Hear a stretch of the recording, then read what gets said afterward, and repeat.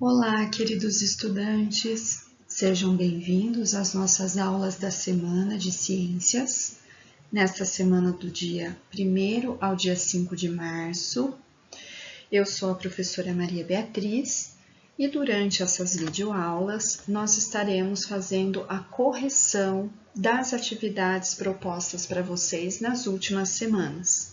Para aqueles alunos que não compareceram nas aulas presenciais, para que vocês possam, então, fazer a correção daquilo que enviaram, né? Para que possam tirar as dúvidas e entender, né? Quais seriam as respostas adequadas para as questões que vocês responderam, ok? Então, nós vamos começar relembrando a habilidade que foi trabalhada nestas últimas semanas, ok? Então, a nossa habilidade é investigar as mudanças de estado físico da matéria para explicar e representar essas transformações com base no modelo de constituição submicroscópica, tá?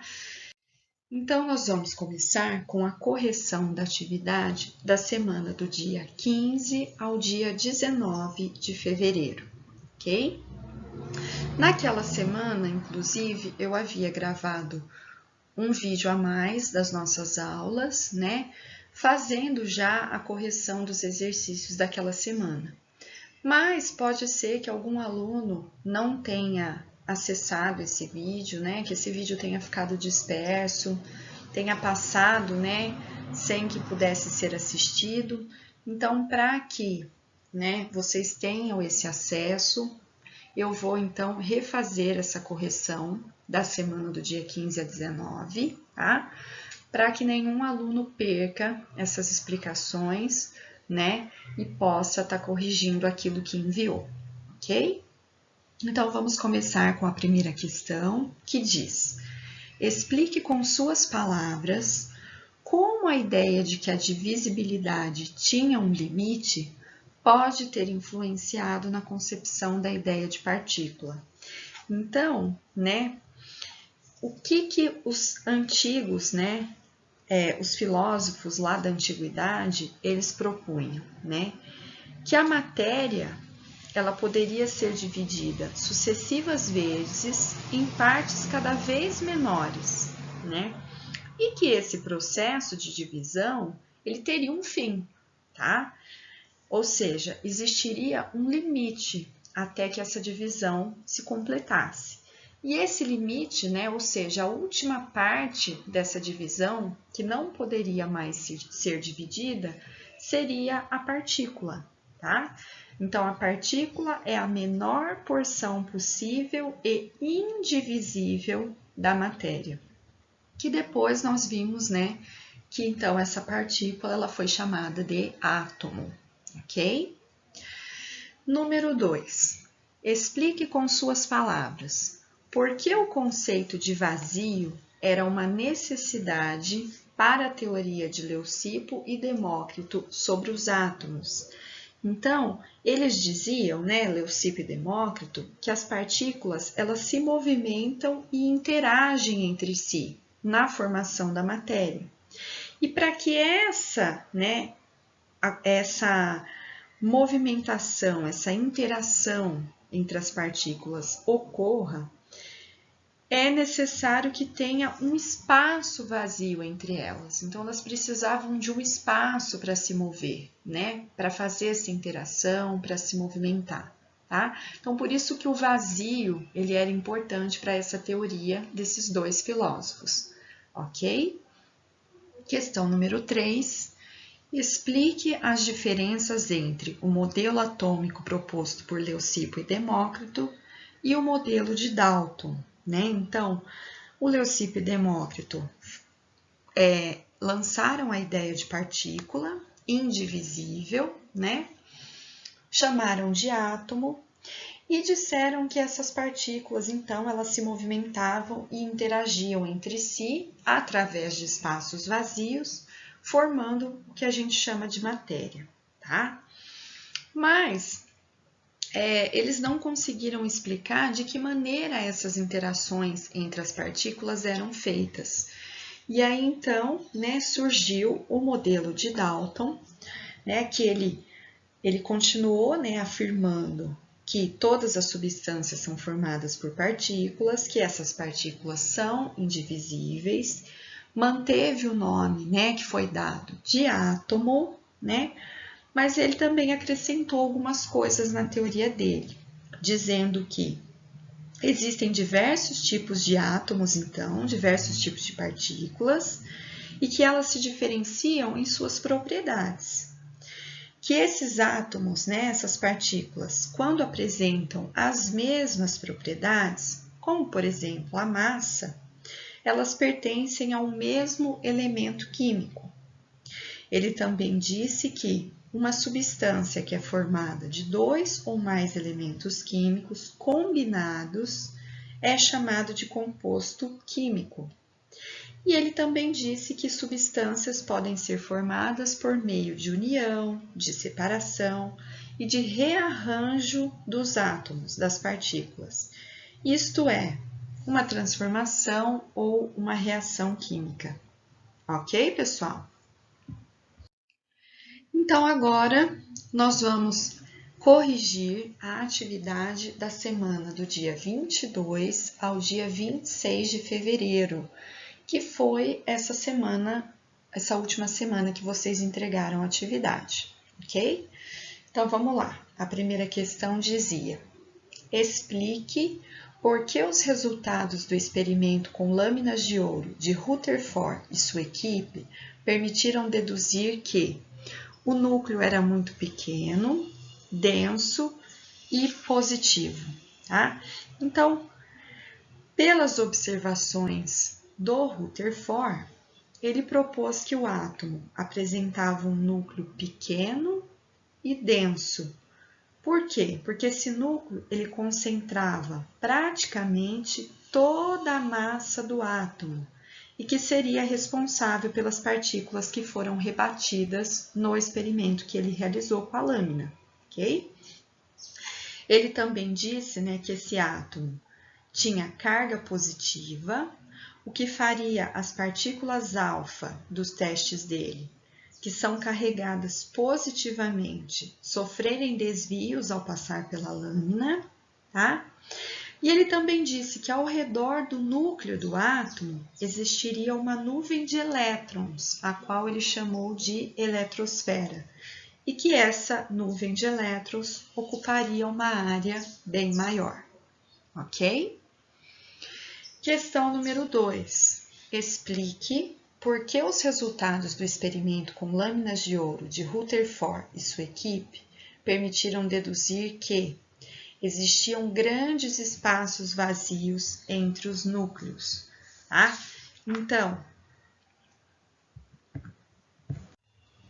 Então ele concluiu, né, que existiam esses espaços vazios porque nos testes que ele realizou, a maioria das partículas alfa atravessou a lâmina de ouro sem sofrer um desvio significativo de sua trajetória. Então significa que elas passaram direto, né? Resultando então, né, na conclusão de que esses espaços vazios, né, não bloquearam essas partículas, elas puderam passar livremente, atravessar, né, a lâmina livremente, ok? E a questão número 3, qual foi a principal suposição feita por Rutherford ao elaborar seu modelo atômico? Então, né, quando ele elaborou o seu modelo, ele supôs a existência de outro tipo de partícula no núcleo do átomo, que não teria carga e se encarregaria de manter os prótons unidos, ou seja, manter as cargas positivas unidas, neutralizando a repulsão entre as partículas positivas, ok? E aí essa suposição dele depois ela acabou sendo confirmada, né, em 1932 pelo físico britânico James Chadwick, tá? Que comprovou, né, então a existência de um segundo tipo de partícula no núcleo, né? que seria uma partícula neutra, que não apresenta carga elétrica e que neutralizaria, então, essas cargas positivas para que elas não começassem a se repelir no núcleo do átomo, tá? Essa partícula neutra, né, o James Chadwick acabou chamando de nêutron, ok? E a quarta questão diz: Rutherford conduziu com sua equipe uma série de experimentos. Neles, bombardeavam finas lâminas de ouro com partículas alfa, com o objetivo de estudar os desvios dessas partículas ao interagir com as lâminas de ouro. Rutherford e sua equipe puderam observar que a imensa maioria das partículas alfa atravessava a fina lâmina de ouro. Uma pequena porcentagem tinha sua trajetória desviada e uma porcentagem ainda menor, mínima, era refletida, ok? Os dados obtidos embasaram um novo modelo atômico, né, proposto por Rutherford. Em relação ao modelo atômico, então, que foi proposto por ele, assinale as afirmações corretas. Então, a primeira afirmação diz: o átomo é constituído por duas regiões distintas, o núcleo e a eletrosfera. Sim, é verdade, né, pessoal? Nós vimos, então, que nós temos o núcleo com partículas positivas, né? Partículas que ele chamou de prótons, certo? E vimos que em volta do átomo, né, existia-se então uma eletrosfera, né, uma camada com cargas negativas, as quais eram chamadas de elétrons, ok? Segunda afirmação: o átomo é constituído de grandes espaços vazios. Sim, né? Segundo o modelo proposto por Rutherford, existiam esses espaços vazios no átomo e por conta disso, as partículas alfa, nos testes que ele realizou, elas atravessavam direto, né? Passavam direto pelo átomo, né? Até chegar do outro lado, sem sofrer nenhum desvio, ok? A terceira afirmação diz que os elétrons estão situados na superfície dos átomos, em uma esfera de carga positiva. Essa afirmação não está correta, não é, pessoal? Nós vimos que sim, os elétrons estão situados na superfície, mas eles estão situados em uma esfera de carga negativa e não positiva, tá? E a última afirmação diz que os elétrons estão aderidos aos prótons, pois estes têm carga positiva e aqueles carga negativa, tá? Essa afirmação também não está correta. Sim, né? Os prótons têm carga positiva e os elétrons carga negativa, mas eles não estão aderidos uns aos outros, né? Os prótons, eles estão no núcleo do átomo e os elétrons, eles estão na superfície do átomo em volta da eletrosfera, que apresenta a carga negativa. Ok, pessoal? Então, nós finalizamos a nossa correção das atividades dessas últimas semanas. Eu deixo aqui para vocês o link da atividade desta semana. Esse link ele se encontra aqui embaixo na descrição do vídeo do YouTube. Vocês clicarão no link, acessarão como vocês já vêm fazendo, abre o formulário, responde e envia para que eu possa corrigir depois, tá? Os exercícios que foram propostos essa semana são exercícios de revisão e fixação deste conteúdo que nós estudamos.